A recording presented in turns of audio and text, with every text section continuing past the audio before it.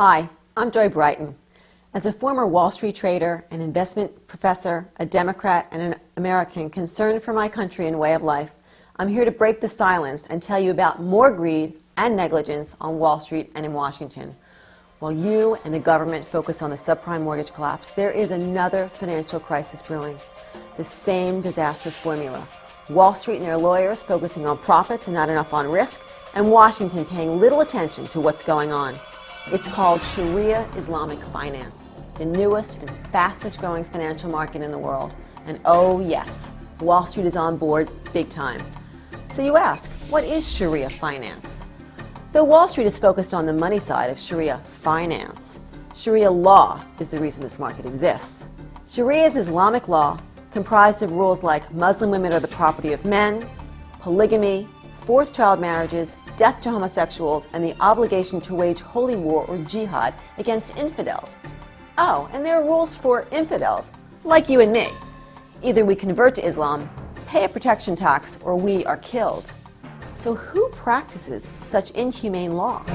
The governments of Saudi Arabia, Iran, Sudan, and radicals like the Taliban and Al-Qaeda.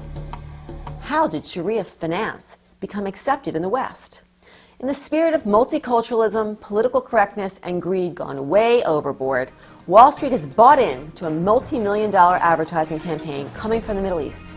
They're being told that, quote, Muslims have religious banking requirements, and if you create investments according to Sharia law, 1.2 billion Muslims loaded with oil money will beat a path to Wall Street. However, the majority of moderate Muslims worldwide do not want to have anything to do with Sharia law or Sharia finance. Every day, Muslim leaders are warning about the dangers of Sharia finance. There's the Muslim Canadian Congress, American Islamic Forum for Democracy, Muslims Against Sharia, and many other Muslim moderates in the West, but no one is listening. You see, Sharia banking was created by sheiks like Al-Qadawi, a terrorist banned from entering the United States and Great Britain. Yet, as I speak, Al-Qadawi leads international Islamic finance agencies. How does he describe Sharia finance? Quote, I like to call it jihad with money because God has ordered us to fight our enemies with our lives and our money.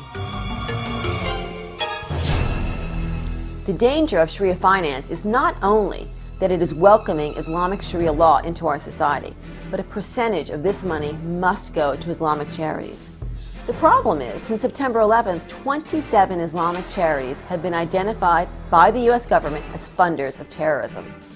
Yes, America needs investment dollars, but are we willing to trade national security for it? There are ways to accept oil money into our economy and protect our democracy without opening ourselves up to Islamic Sharia law. New evidence shows that Al-Qaeda financed September 11th attacks with funds received from Sharia banking. Is anybody listening? Let me tell you what Wall Street is actually doing. First, they're marketing Sharia investments as the hot new product for all American pension funds, insurance companies, and corporations. Second, they are hiring religious sheiks to sit on advisory boards overseeing where and how to invest dollars to comply with Islamic law. This is giving Muslim sheiks a seat of power at corporate headquarters all over America. In essence, Wall Street is welcoming Islamic law into our society through our banking system. Now, what is Wall Street not doing? First, Wall Street is not disclosing the connection between Sharia law, the Taliban, Al-Qaeda, and Iran. Second, Wall Street is not telling customers the jihadi backgrounds of the Sharia experts they are hiring. And third, Wall Street is not being clear on if, how, or where profits are being sent.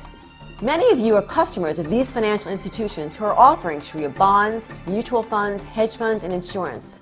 They are branding Sharia law as legitimate and ethical.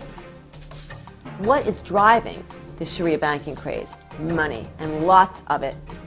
The Middle East takes in over $1 trillion a year in oil profits. This translates to billions of dollars lining the pockets of investment banks, law firms, insurance companies, and consultants. Today, lawyers and consulting firms are the key drivers in the Sharia banking craze. In fact, Harvard Law School just hosted its 8th annual Islamic Banking Conference, where these firms learn that this market is very ethical and culturally important. My colleagues were there. No one explained what Sharia law is, its link to terror, and human rights abuses. Harvard Law is even teaching the U.S. Treasury about the opportunities of Islamic banking. I've had hedge fund managers, advisors to sovereign wealth funds, and bank CEOs say to me, if I don't do this deal, someone else will. Make it illegal, and I'll stop doing it. Maybe this all sounds crazy. Well, no more crazy than September 11th would have sounded on September 10th.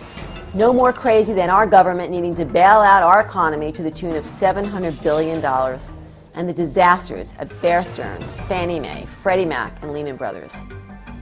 You must be wondering, isn't someone telling the government about this? Yes, we have. Over the past year, my colleagues and I have sat down with top officials at the Security and Exchange Commission, U.S. Treasury, Attorney General's Office, aides to President Bush, and CEOs of banks. We have provided them with detailed documentation. The response from the Treasury Department? I don't know what Sharia law is, but it can't possibly be what you say it is. Another senior Treasury official said, we are not responsible for disclosure or transparency. The SEC said, Wall Street is disclosing. They are saying that these religious investments can't invest in alcohol or pork.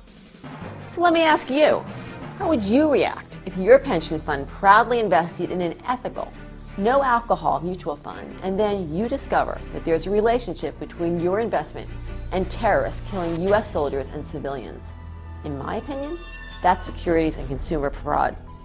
We are selling our soul and our security for money. We have no time to waste. We, the people, must rise up to stop this. So what do we do? First, join 50,000 ACT for American members and receive our action alerts. We will be presenting research and organizing hearings to educate Congress about Shariah Finance. Help us to force them with a loud voice from the grassroots to take immediate action. Second, support us financially so that we can continue doing our important work.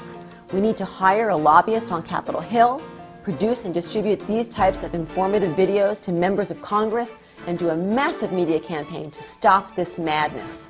Stand up, be counted, become involved in protecting America, made of the people, for the people, by the people. Act for America today.